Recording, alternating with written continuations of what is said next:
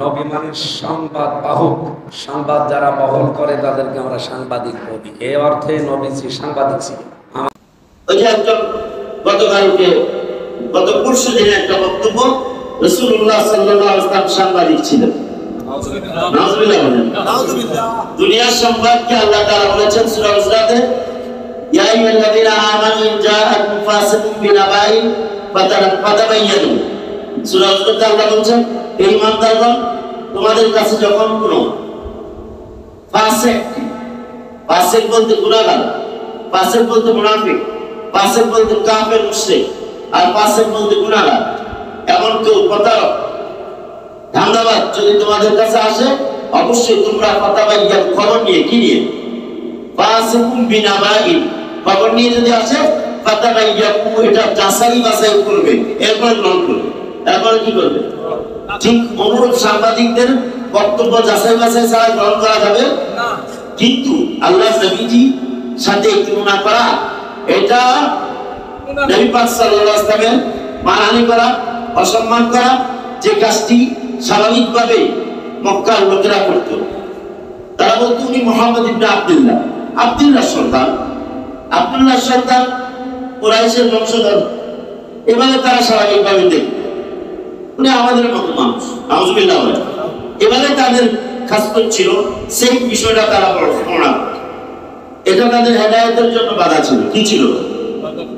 আর যারাই মুহাম্মদ ইবনে আব্দুল্লাহ ছেলে মুহাম্মদ সাল্লাল্লাহু আলাইহি ওয়াসাল্লাম এই কথা বাদ দিয়েছে, যারা বংশ অবশ্যই স্বীকৃতি দিতে হবে, আর যারাই কুরাইশের সন্তান আমাদের মতো এগুলো থেকে বের হয়ে বলছে উনি মুহাম্মাদুর রাসূলুল্লাহ, তিনি আল্লাহর রাসূল, তার সংবাদ আল্লাহর পক্ষ থেকে, তার বাণী আল্লাহর বাণী, তার কথা আল্লাহর কথা।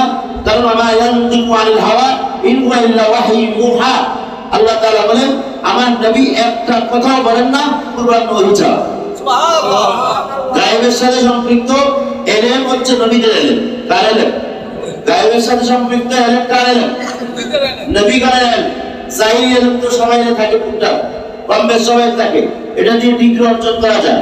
কিন্তু বাতিনি এলেম তো সবাই থাকে না, আল্লাহর পছন্দ ছাড়া কারো কাছে বাতিনি এলেম থাকে না। আর ইলমে গায়ব আল্লাহর পছন্দ ছাড়া কারো কাছে থাকে না।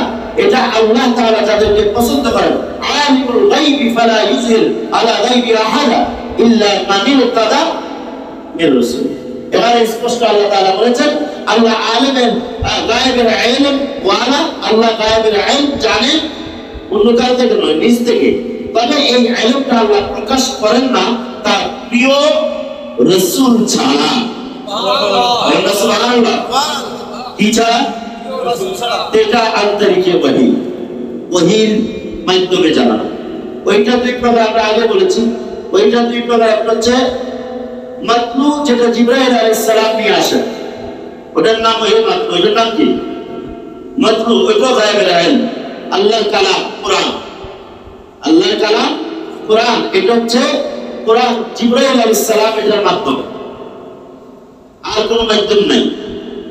আর আল্লাহ নবীজি যে দৈনন্দিন যে হাদিসগুলো বর্ণনা করেছেন, এগুলো ওহী গায়ের মাতলু। জিবরাইল ছাড়া এগুলো আবার দুই প্রকার ওহী গায়ের মাতলু, দুই প্রকার হাদিসে কুদসি, হাদিসে নববী। হাদিসে কুদসি হচ্ছে আল্লাহ তাআলা নবীজির অন্তরে দিয়ে দেন, নবী সাল্লাল্লাহু আলাইহি ওয়াসাল্লাম قال الله تعالى, আল্লাহ বলেছেন বলে তিনি বর্ণনা করেন। সুবহানাল্লাহ। এটা সরাসরি আল্লাহর সাথে কানেক্ট। আর আরেকটা হচ্ছে রাসূলুল্লাহ সাল্লাল্লাহু আলাইহি ওয়াসাল্লামের কাছে গিয়ে সাহাবায়ে ব্যাখ্যা চেয়েছেন, তিনি ব্যাখ্যা দিয়েছেন। ইমামগণ সমস্ত পৃথিবীর 1400 বছর সমস্ত ইমামগণ একমত, যেটা আল্লাহ নিজে ব্যাখ্যা দিয়েছেন ওটা আল্লাহর বাণী ইনডাইরেক্টলি। কারণ আল্লাহ তাআলা সূরা নাজম বলেছেন, আল্লাহ নবীজি কুরবান ওহী ছাড়া কোনো ইচ্ছা প্রকাশ করে না। তার ইচ্ছা কার ইচ্ছা? আল্লাহর ইচ্ছা। তার কথা কার কথা? তার কাজ কার কাজ? আল্লাহর কাজ। এই জন্য আল্লাহ নবীজি প্রত্যেকটা কাজ বিনা দ্বন্দ্বে, বিনা আপত্তিতে আপনাকে গ্রহণ করা ফরজ। এজন্য আল্লাহ তাআলা বলেছেন, মা আতাকুমুর রাসূলু ফাখুযুহু, রাসূল যা দিয়েছেন তোমরা বিনা আপত্তিতে তা গ্রহণ করো। আমলে পরিণত করো। ওয়া মা নাহাকুম আনহু ফান্তাহু, যা কিছু থেকে নিষেধ করেছেন তা থেকে তোমরা বিরত থাকো। এটাই হচ্ছে তোমাদের ধর্ম। ইন্না দীনা ইনদাল ইসলাম। আর এটাই ধর্মটা, এই দিনটা এবং এই রাসূলের মতবাদ, ওনার ঈমান, আকীদা, বিশ্বাস, আমল, কর্ম, এটাই হচ্ছে ইসলাম। আর এই ইসলামকে তোমাদের জন্য আমি একমাত্র ধর্ম হিসেবে মনোনীত করেছি। যারা এগুলো বলে এই সাধারণ অর্থ নিয়ে, এগুলো মূলত কাফেরদের কথা। কার কথা? কাফেরদের বলতো তারা বলতো নবীগঞ্জ যখন দাওয়াত নিয়ে আসতেন, তোমরা তো আমাদের মতোই। কথা বোঝেন নাই?